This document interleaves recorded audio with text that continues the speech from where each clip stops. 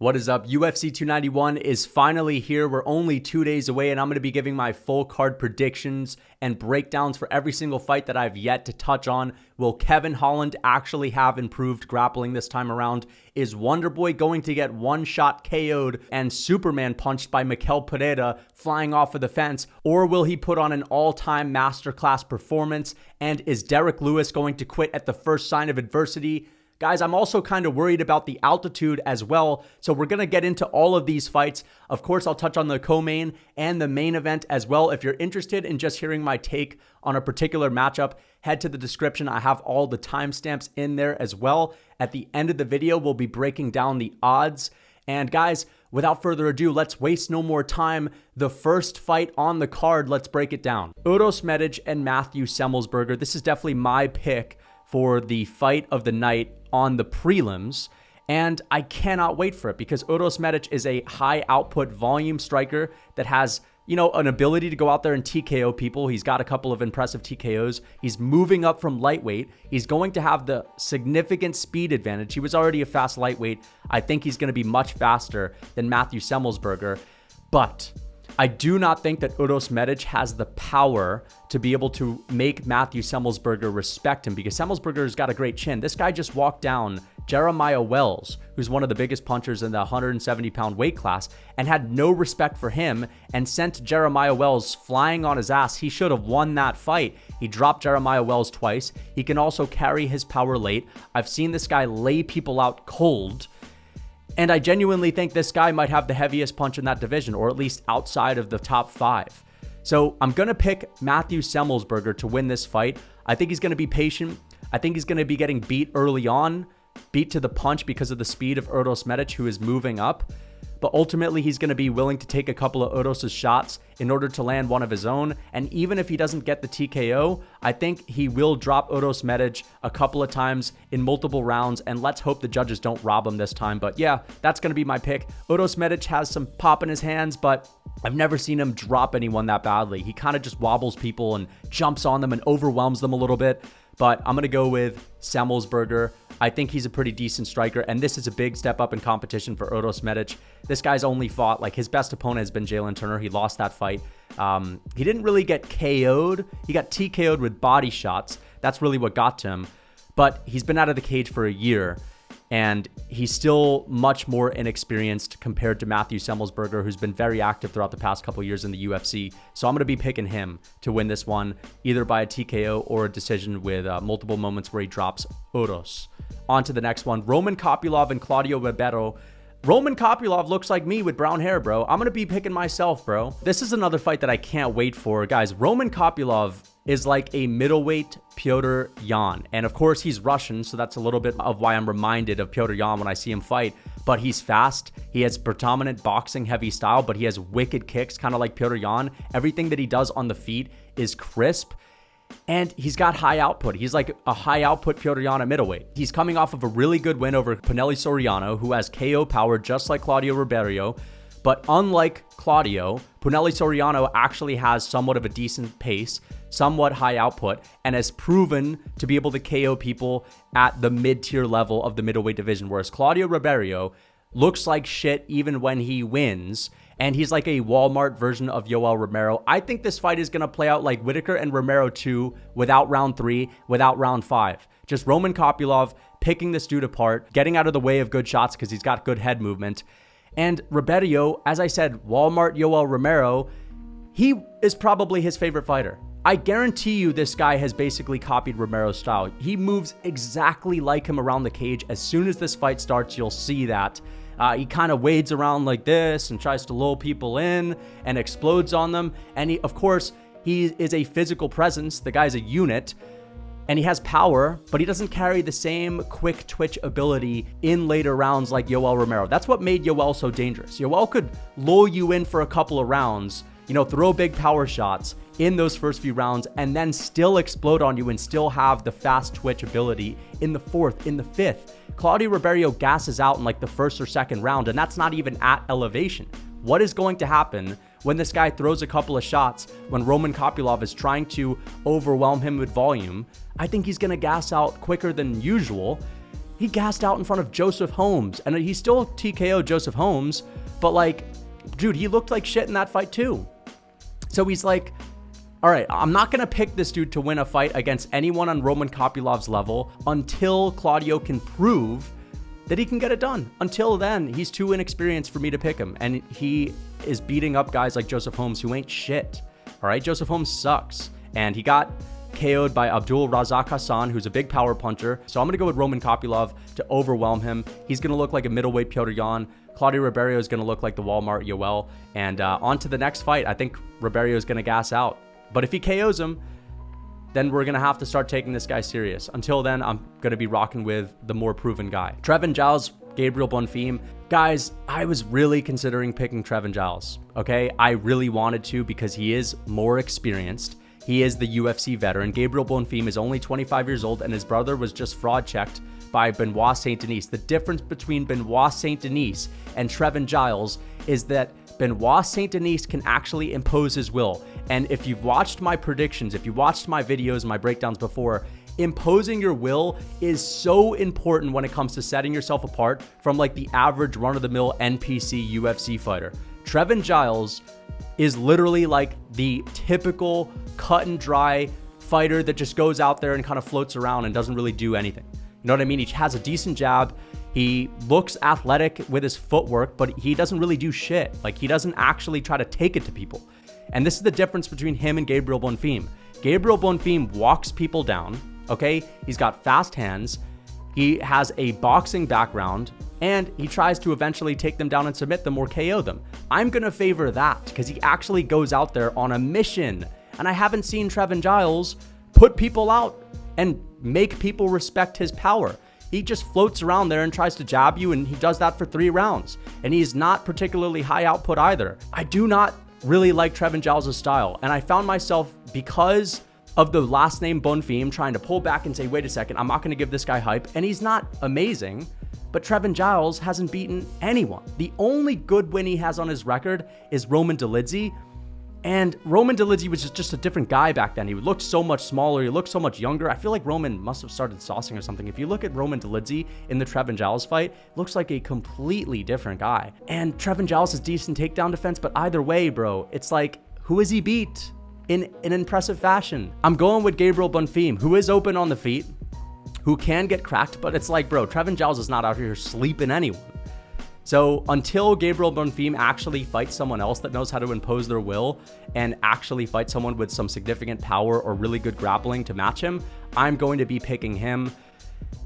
But if he loses to Trevin Giles, we should never hype up the Bonfim brothers ever again, because losing to Trevin Giles is just a one-way ticket to eventually leaving the UFC.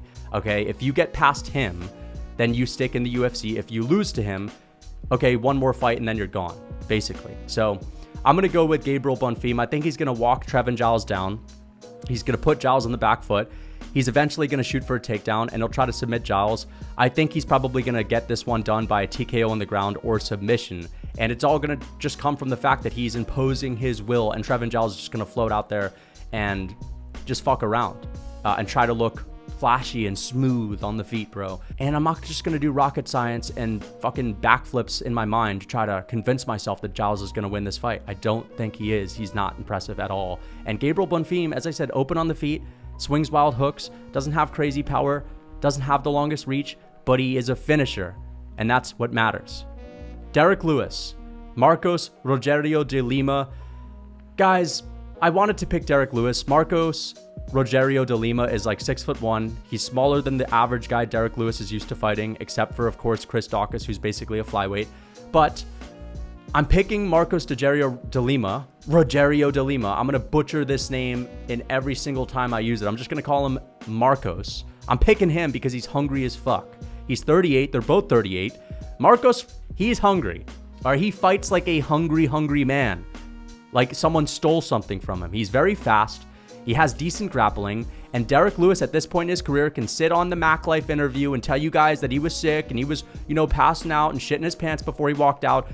I'm not buying it. Derek Lewis is showing up for paychecks at this point in his career. I don't think he cares anymore. He's saying that he wants to show up with a six-pack. Until it actually happens, I'm not going to take him that serious, because Derek Lewis at this point in his career, I'm not saying he's wilting, but like, bro, he's basically getting hit by a big shot and then saying, fuck it, I'm out. Give me my paycheck. That's basically what I'm seeing from him. So I think that Marcos Rogerio de Lima is going to go out there. He's got nasty low kicks. He's going to low kick Derek Lewis, and he's just going to outspeed Lewis. And I think he's going to catch him. It's just one of those situations where Derek Lewis is not the same guy anymore. Of course, he could KO Marcos, but Marcos has a lot of power. And as I said, just because the power advantage lies with Derek Lewis doesn't mean that Marcos can't catch Lewis off guard and get to that mindset of, fuck it.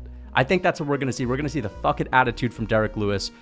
He's going to get cracked. He's going to shell up against the fence, and it's going to be like a standing TKO, or Derek Lewis is going to go down with a big shot, and Marcos is going to follow him up to the ground and TKO him on the ground in the first round. That's my pick. But if this goes past the first round, even though both of these guys probably don't have great cardio, I'm going to favor Derek Lewis because that power can be carried late, and he just has a knack for getting his ass kicked for a couple of rounds and finding the KO. But at this point, I know it sounds crazy. Derek Lewis used to be the scariest guy in the first round. I think Marcos Rogerio de Lima is going to start faster. He's hungrier. He hasn't made nearly as much money as Derek Lewis. He's going to come out there like Derek Lewis stole something from him, and he's going to overwhelm him right off the bat. And we're going to see Derek Lewis get hit by a shot, not fall. It's not going to be like a KO shot, but he's going to wilt, bro. That's what's going to happen.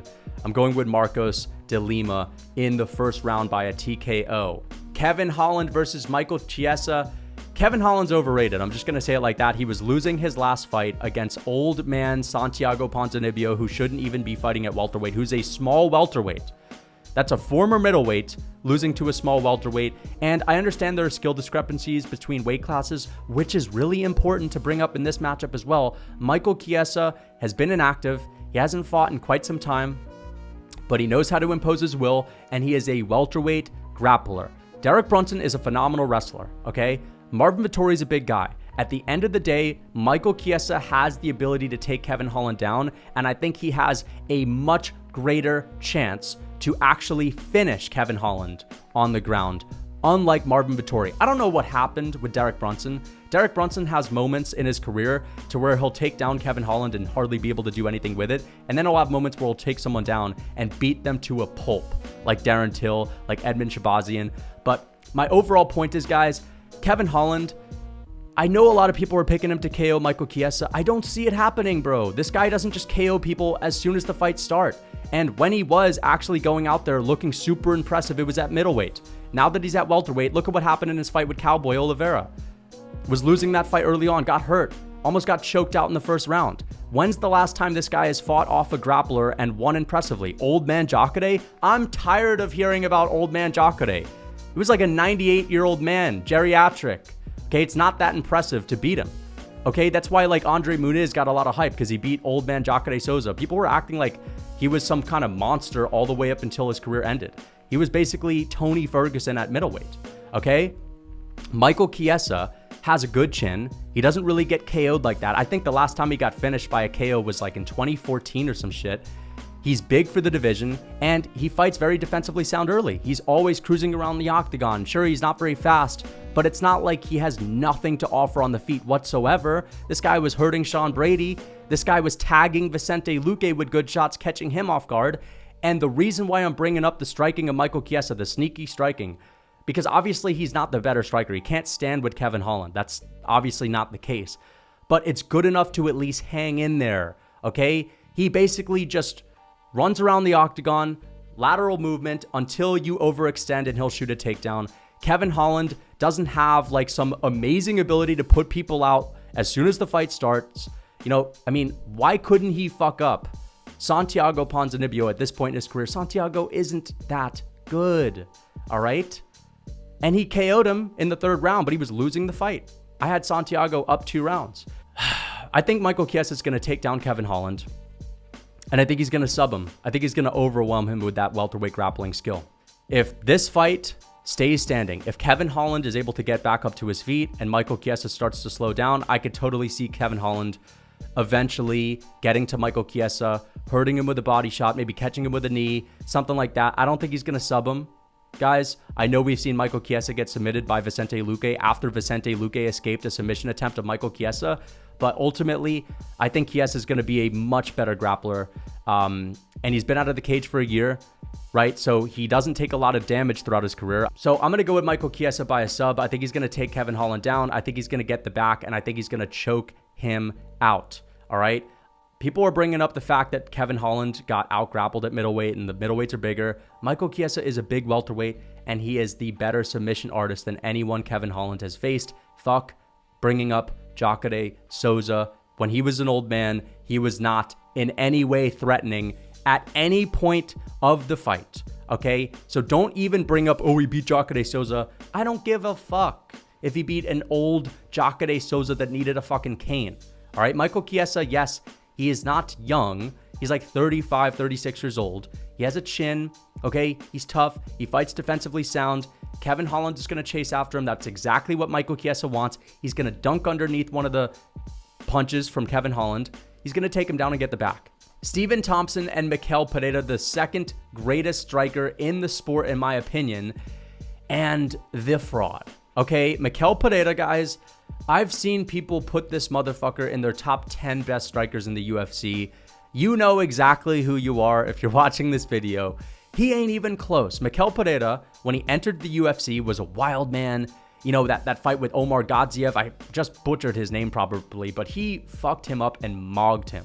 Was slapping this guy in the cage, kissing his hands, choosing which one to slap him with, and then at the end of the fight, because he's such a physical specimen, he shot on this Dagestani guy and just basically picked him up, slammed him, took his neck, and choked him out. He is a beast. He's a physical specimen. But Stephen Thompson has really good submission defense. Michel Pereira, even though he probably has the athleticism and the talent and potential to become a decent grappler, he hasn't really showed it all that much in his career. I believe the last time he really out-grappled someone was Nico Price. He got on top of Nico Price, mounted him, and nothing came of it, and then he gassed out in that fight. Michel Pereira, without being as wild as he used to, as he's kind of chilled out a little bit and become more technical as he's climbed the rankings to get a better chance of actually becoming a champion, he's looked more and more underwhelming.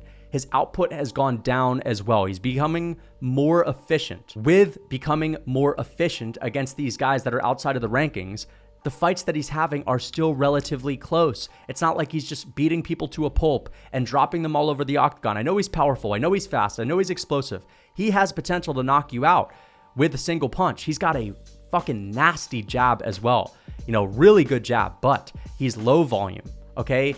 And I think that a seasoned striker like Stephen Thompson is going to be able to predict what's coming in his direction. He has such good footwork, in and out movement. He's such a good counter striker. I think that Stephen Thompson, if this fight is a stand-up battle, is going to batter Michel Pereira. Another thing that I want to mention, Michel Pereira doesn't have a great gas tank. He slows down. He was getting beat up by Nico Price in the third round, and that's old man Nico Price. That wasn't so long ago. That's the fight in which he got on top of Nico Price and wasn't able to do anything. So if Stephen Thompson, okay, is at altitude, I still think his cardio is going to hold up.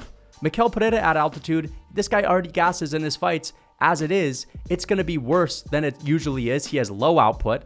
If he decreases his output for altitude, it's like, all right, then he really only has a puncher's chance, like a Superman puncher's chance. We talk about that KO that happened a while ago because, of course, you're going to draw similarities between Anthony Pettis flying off the cage and all the moments we've seen Michel Pereira do the same thing. Anthony Pettis had much higher output, much higher volume, and those kind of attacks, they're able to be snuck in, right? Michel Pereira is a low output, low volume guy. When you're throwing higher volume, higher output, you can catch someone off guard with a crazy spinning attack or a crazy flying Superman punch off the cage. This is kind of how Yair Rodriguez is able to get people with those wild techniques. He sneaks them in behind all the jabs and all the body kicks and all the leg kicks because he's high output. Michel Pereira's wild attacks are going to be more predictable. If he starts backing up against the fence, Wonderboy knows never to make that mistake again. And Stephen Thompson's one of those guys to where he's mastered striking so much.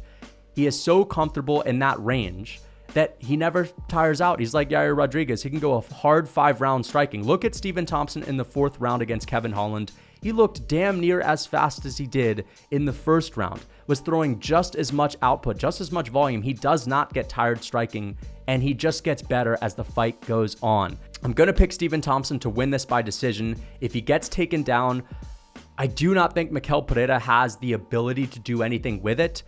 We could see him go out there, because this would be his smartest approach, and just lay on Stephen Thompson and use his size and athleticism to just nail him to the mat. But if that's not going to happen, and he wants to stand with Stephen Thompson to recreate that kind of KO we saw when Thompson got flatlined by Pettis, I just think he's going to get outdone, bro. This is such a big step up in competition for Michel Pereira. You know what I mean? And he's like barely scraping by Andre Fialho. He couldn't even KO him. This is a guy that is known for being a big, powerful puncher that goes to split decisions. You know what I mean? I think that Stephen Thompson's going to clean him up. Yeah, I'm going to go with Stephen Thompson by decision. Tony Ferguson and Bobby Green. We know Tony Ferguson is coming out here saying that he's barely hitting his stride. He's closing in on his prime. He's gotten rid of all the loose ends. I think he's no longer working with Eddie Bravo. If he can come out here looking as fast as he did against Michael Chandler in their first fight, or in their only fight, the one in which he got flatline KO'd, he looked amazing in the first round. If he can look that fast, he has a good chance to win this fight. And keep in mind, his last one was at welterweight against Nate Diaz. Tony just looked so shit in that fight. Let's just be real. He looked terrible.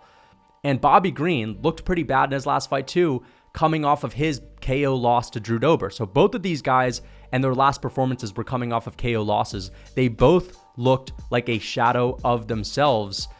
But Bobby Green was fighting Jared Gordon, who in my opinion is actually kind of okay with his hands. And Jared Gordon was fighting a really good fight on the back foot, letting Green come to him, whereas Green is the counter striker. You know what I mean?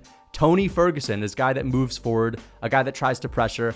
And it's like, is he just going to all of a sudden change his style up and now become a counter striker like Jared Gordon did? I don't think that's going to happen. I think Tony Ferguson is going to stick to his bread and butter. He's going to move forward like he would normally do. And I think that Bobby Green on the back foot, that's what he does best. And I do not think that Tony Ferguson has the kind of power that Drew Dober did, or has the kind of physicality that Drew Dober did, or even Dustin Poirier did when Poirier knocked Bobby Green out, to be able to sink in a nasty shot. And the thing is, Bobby Green doesn't have a lot of power. He's KO'd people. He's TKO'd people like Ali Quinta, for example. But people like that are tanks. Again, Drew Dober was willing to eat a couple of shots to give one of his own. And I don't think that Tony Ferguson at this point in his career has that kind of gritty mentality to where he can just bite down on the mouthpiece and bulldoze someone like a Drew Dober. And he's also not as fast as Drew Dober. You know what I mean? He's also not as tough and durable as Dober anymore. And I think that Tony Ferguson, even if his chin is able to hold up and take some nice shots, I think that after that Gaethje fight, he just wasn't as willing to just go through the fire. You know what I mean? He seems a little bit more tentative. He doesn't react the same way to when he gets hit. He didn't react well when Nate Diaz was hitting him either. So I'm going to go with Bobby Green. I'm going to pick him by decision. And the reason I'm picking him by decision is because I think Green might be slowing down too, man. He looked a little bit off in his last fight. And yes, people tend to look off after they get KO'd, but he's just so much faster. He still, compared to Tony Ferguson, is a physical specimen. He has a lot more muscle, much more fast twitch muscle fiber than Tony at this point in his career. Tony in his prime would have cleaned up Bobby Green, probably subbed him, probably finished him, but he's not in his prime anymore.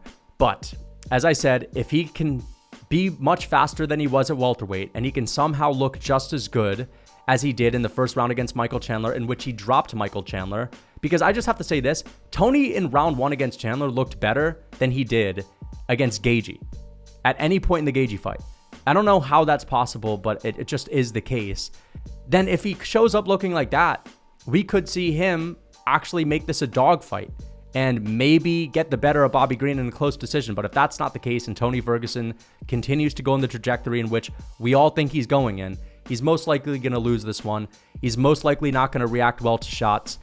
But because Bobby Green is no longer in his prime either, because he doesn't have the same reaction time, I don't think he's going to be able to just destroy Tony like he would normally be expected to do in a situation like this. I have to say this, I do have this like weird feeling that Ferguson is going to look good though. He just seems so confident in the buildup. Like if you look at Tony Ferguson's interviews when he was going into the fight with Nate Diaz, or when he was supposed to fight Li Jingliang at UFC 279, he was like an old man with glazed over eyes that's just sitting there daydreaming. You know what I mean? Just off in his own world. Whereas if you listen to his interviews this week, he's talking about how he's not even in his prime, and of course that's bullshit, and he's coming into his prime and that he's more locked in than ever. He's been hunting bears and Big Bear, and he's been talking about how Bobby Green disrespected him and he has a reason to kick his ass. Namely, he said that Bobby Green sent him a text on Father's Day saying, "This is my new opponent, bro," and it said maybe Bobby Green. Tony knew who it was, and apparently Tony Ferguson thinks that Father's Day is some sacred day in which no one should ever reach out to you, but Bobby Green don't give a fuck about that. And either way, look at the people that Tony has fought. Oliveira, Gaethje, Beneil. He's fought like highly ranked guys. Bobby Green, if anything, aside from the Diaz fight, is a step down in competition.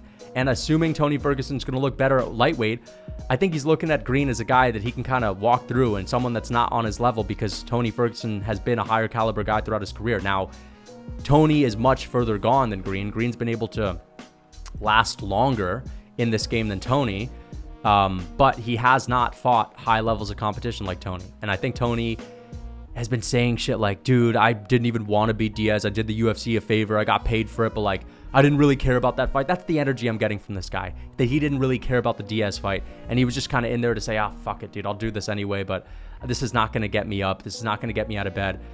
This is a fight that I think Tony is really focused in. And I'm not just going to sit here and say, all of a sudden he's focused, it's going to be that different. He's still declining. He's still old. But I think this is a different Tony, okay? I think he's really, really locked in. So we're not going to see a guy that just is a walk in the park. That's really what I'm getting at. And I wouldn't be that shocked if this is actually a really, really good fight, okay? I'm just going to say that. But ultimately, I'm going to have to go with King Green in this one. Jan Blachowicz and Alex Pereira. Man, I'm really, really worried for Jan Blachowicz, because if he doesn't shoot a takedown or try to clinch very early on in this fight, he is going to get KO'd stiff. And yes, there's a chance Jan can catch Alex Pereira with a big shot and put him out too with his Polish power, but his Polish power is declining. You know what I mean? If we look at Alex Pereira and the KO that he's coming off of, Adesanya is one of the best counter strikers in the game. I know Jan has shown an ability to counter strike, but he doesn't have the same speed. This is what was able to get the better of Pereira. It was the speed of Izzy in those fire-on-fire situations, to where he's in the pocket and you can see everything coming and he times the right hand. Jan Blachowicz' speed is not there to where I think he has the chance to do it. And I think that if he lets his hands go, Pereira is going to be able to get back, slip a shot, and just land that left hook over the guard.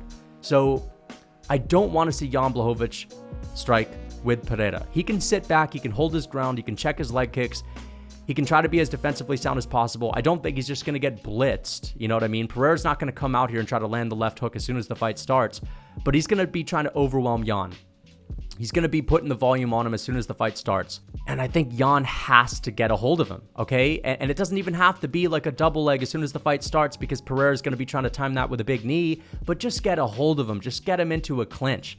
And if Jan can do that, if he can put his all into taking Pereira down and he can ground him, he's going to finish the fight. That's how I think it's going to go down. Will he actually have the IQ? Will he be able to swallow his pride and actually do that? Because he's been talking about how he wants to put on a show and he wants to show people where his striking's at. His striking against Magomed Ankalaev looked like it had taken a big step down. And I've been so high on Jan Blachowicz throughout his career. At his peak, okay, peak Jan Blachowicz from 2019 to 2021 is one of the best strikers we've ever seen in the heavier weight classes, that in my opinion would be able to stand with Alex Pereira and do his thing, even offensively at moments. But he's still susceptible to getting hit with hooks. And unlike Izzy, when Jan Blachowicz fought Izzy, Pereira's going to come forward. And Jan Blachowicz in his last fight with Magomed, as I mentioned, he lost the fight. I just need to get this out of the way. He lost that fight. I rewatched it. I was one of those guys that was telling people to relax. You're saying that Magomed was robbed, but it was a good draw. It wasn't. He lost the first round. He lost the last two. And Magomed was outdoing him with the hands. And that Polish power, it's not really on display anymore. He wasn't able to show any Polish power against Alexander Rakic. And guess who's a better kicker than Rakic? Alex Pereira. Guess who hits harder than Rakic? Guess who's got better hands and better striking than Rakic? Alex Pereira. I think that Jan's declining, guys. Ultimately, I mean, that's what I'm going to say. I think he's declining. His speed is no longer there. His muscle's going down. If this is a battle of endurance, I think that Alex Pereira can strike at a much higher pace for a longer period of time, because that's what he's best at. But as I said, if Jan Blachowicz goes out there, gets a hold of Pereira, puts him in a clinch, and puts everything into taking him down, he will get him there. Okay, he will get him there. Because at the end of the day, he still is a light heavyweight. He still has the ability to out-grapple people. So that's what I'm going to pick, because I am assuming that Jan Blachowicz is not the biggest fool in the world. If you can be smart enough to outstrike Izzy, if you can be one of the more defensively sound strikers, and people that are very defensively sound that can see shots coming are usually pretty intelligent fighters. If he has the intelligence to be one of the best strikers we've ever seen in the heavier weight classes, he has the intelligence to take someone down when he knows that at the end of the day, he's declining, okay? He needs to do it. Otherwise, he's fucked. I mean, this is either a KO from Pereira or a TKO on the ground or a sub by Jan Blachowicz. But my ultimate pick, Jan Blachowicz to submit Alex Pereira within the first round. Okay, that's what I think is going to happen. Submit him or TKO him on the ground. Dustin Poirier and Justin Gaethje. All right, so guys, I'm picking Dustin Poirier. At the end of the day, I think he's always going to be the better striker than Justin Gaethje. I think he's the more durable fighter. And because he is patient these days, okay, because he's more efficient and he waits for his moments, and his goal these days is to basically not overexert himself, just kind of do your thing, stay safe, and eventually you'll find that shot. Eventually you'll find your moment where you can overwhelm someone and get them out of there. On top of that, Justin Gaethje is patient too. I think it's going to be a slow-paced fight as the fight starts, okay? I don't think they're going to go to war in the first 30 seconds to a minute. Things might get a little bit scrappy at the end of the first round, 100%, but they're both going to go out there being patient, and because of that, I think that's going to give Dustin Poirier time to warm up into the fight. And if you let Dustin warm up, you let him get into his flow state, that's a hard guy to hit. When things go into deep waters, when Dustin Poirier starts flowing, his defense is on display, he starts slipping shots and countering, he's going to be the one to hurt Gaethje. I've hardly ever seen Dustin Poirier get hurt. Okay, the last time he got KO'd was by Michael Johnson in 2016. Justin Gaethje got dropped by Tony Ferguson. Justin Gaethje got sent flying by Charles Oliveira. Justin Gaethje's been finished by Poirier. He's been finished by Eddie Alvarez. And so I think that if any guy is more susceptible to getting hurt, it's Gaethje. And even though, again, it's at altitude and that worries me a little bit, Gaethje lives at altitude during his training camps for like 2 or 3 months straight. I think he officially lives in Arizona, but he goes out to Colorado at elevation, you know, to train with Trevor Whitman and all that. Poirier's been sleeping in the hyperbaric chamber, and he's patient Poirier. So as I said, I don't think he's going to go out there and just let it all fly as soon as the fight starts. That'd be a big mistake. If he does that, then that's probably not his best approach. He's going to go out there, let the fight unravel, stay safe, make it a point to make reads on Justin Gaethje. And Poirier's so good in the fire, man. He's so good. When Justin Gaethje's in the fire, he still kind of resorts to that Rufus, you know, the Rufus mode where he starts swinging big and overswinging and falling over on some of his shots. And unlike Rafael Fiziev, Poirier's not going to waste his time just chucking half of his weapons being kicks. Okay, the kicks didn't do fuck all to Justin Gaethje. I think Poirier is going to be putting hands on this guy every once in a while, sinking in a low kick to get Justin Gaethje to respect him, to let him know I can do this low kick thing too, and I can check your kicks as well. And I think he's going to be more effective. He's going to be able to do a lot more damage than Fiziev, okay? Because Fiziev isn't the boxer that Dustin Poirier is, all right? He just is not. And the kicks, as I said, that's one of Fiziev's best weapons against Gaethje. It didn't do anything, okay? He's not as comfortable in the pocket. He's not as good defensively, and that Fiziev fight was very, very close. I think Poirier would have finished Fiziev if he fought him. I really do. I think he would have found that really good shot. I think he would have started to walk him down. That's the difference between Poirier and Gaethje. At this point in time, Gaethje, even if he's getting the better of you, will continue to be a counter striker, will start to sit on the back foot. Patient Gaethje is there to stay. Dustin Poirier is patient early on. Once he starts to get the better of you, he starts walking you down. He starts letting his combinations fly. And it's not just hooks. It's not just uppercuts. It's straight shots. He's got much better straight shots than Justin Gaethje. That's what he KO'd him with last time, or rocked him with to start that finishing sequence with, which is the left hand, that straight left hand. And I think he's going to tag Gaethje with it again. I think he's always going to be the more natural striker. You know, he's always the guy that is going to be more comfortable in those heated moments when they're in the pocket and they're scrapping, because he's just a better striker. He's more talented. He's got better reaction time. He's got a better eye. And Justin Gaethje, he is one hell of a fighter. He's tough as hell. He's improved a lot, but he still is less calculated than Dustin Poirier in the pocket. He still isn't the same talent that Poirier is. And of course, when it comes to the grappling, we saw Dustin Poirier submit a guy like Michael Chandler, who's basically never been submitted in his career before that. And hey, you can talk about Justin Gaethje having more success with Chandler, keeping him at bay. Dustin Poirier has to fear the takedown more than Justin Gaethje. Yes, Justin Gaethje is definitely a fish out of the water when he's on the ground, but I think he was going into that fight with Chandler understanding that they're going to slug, and also understanding that I myself am a former NCAA champion wrestler. You know what I mean? And I think that gave him confidence, whereas he's not really going in there thinking he's going to fight Khabib, thinking he's going to fight Oliveira, to where he knows those guys are going to try to submit him. Chandler was going out there to slug. Dustin Poirier, even though he, in my opinion, is more competent on the ground, look at how long he lasted with Khabib, look at how long he lasted with Oliveira. Dustin Poirier's got the hips of a 90-year-old woman post-hip surgery. You know what I mean? So it's easier to topple him over. So I think he, if anything, is more susceptible to getting taken down to begin with. Now, when it gets there, again, he's someone that's able to survive. And this is another thing that I want to mention. Dustin Poirier lasts longer than Justin Gaethje in all these fights. He's harder to put away because his tools run a little bit deeper. And I know that everyone's talking about the later rounds, altitude. I think Dustin Poirier's tools are deeper. He's got a deeper bag. If he rocks Gaethje and he puts him on the ground, it's not just a TKO chance. He can submit him. He can get the back, and he's been doing it a lot more at this point in his career. I think he's becoming more well-rounded. And even though he's less impressive because he's not just coming out the gates, guns blazing, trying to box your head off as soon as the fight starts, I think he's a better finisher these days than he's ever been before. Whereas Justin Gaethje, I think that even if he's winning against Poirier, he's not really going to overexert himself to try to get the finish. And I think that Poirier, if he hurts Justin Gaethje, if he's winning, he is going to look for the finish, and he's going to get it.